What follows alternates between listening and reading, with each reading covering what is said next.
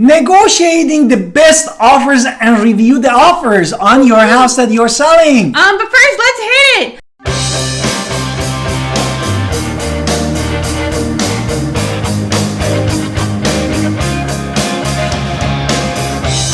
Hi, this is Alan Victoria. Welcome to our channel and podcast. And if this is your first time in our podcast and our channel, please subscribe and get notified when we put a new podcast and video for you. Honestly, we get calls and texts all the time at 252-327-3357.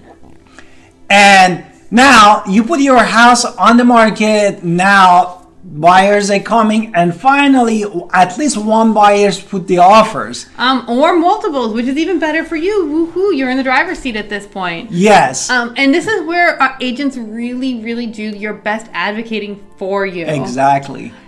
We can read those offers faster. We can understand which one is the best offer.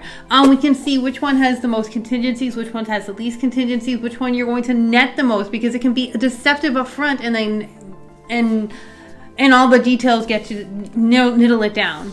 Exactly. Therefore, this one also depends on the type of the market. If you're a seller in the seller market, you might have, if you did all of your due diligence, take a good picture, all the things that you could do in your hand with your realtor, you might end up with the multiple offers, which is fantastic. Or you're in the buyer's market and you might have just one offer. Now, this is the time to negotiate basically with the buyer, no? Yeah, because it's very hard to get out of a contract once after this point. So just make sure you have everything in order at this point. If you have choices, of course. Yes.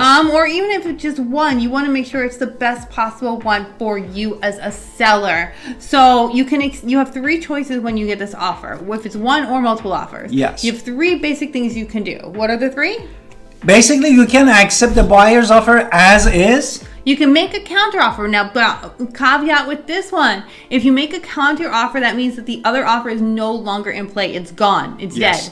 And what's the third one? And the third one, you can basically reject the offers completely. Okay, so if you do choose to negotiate and have a counter offer, you're typically going to negotiate on terms, pricing, and it should typically be, if you are really serious with these counter offers, done in writing, and expect a short time response from these buyers.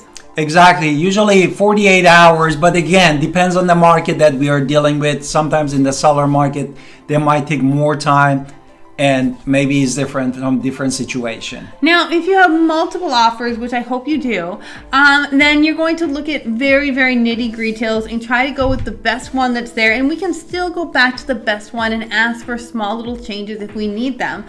So don't be afraid. Make sure that everything is in order. And also, your agent's going to explain a lot of the next step. Yeah, therefore, your agent is going to start with you to go through all of these offers. But what is important, there's a couple things that is important you need to see. Your immediate response as a seller, you might say, oh, I'm going to go with the highest price that they put on my house. No? But you need to consider what? Appraisals. Unless it's cash. Cash, of course, is king, and then they can honor their price. But you have to think about contingencies with what happens if that appraisal doesn't come back at that price there. Yes. Also, you want to look at least in North Carolina, how much they're going to put down due diligence. Therefore, how serious are they at buying this house? Exactly. Therefore, the first thing also you need to know, determining that is a cash offer or the finance offer. And the finance offer, if it's higher than what it is listed, therefore you might have an issue with the appraisal. But the type of financing too, is it VA loan? Is it USDA loan?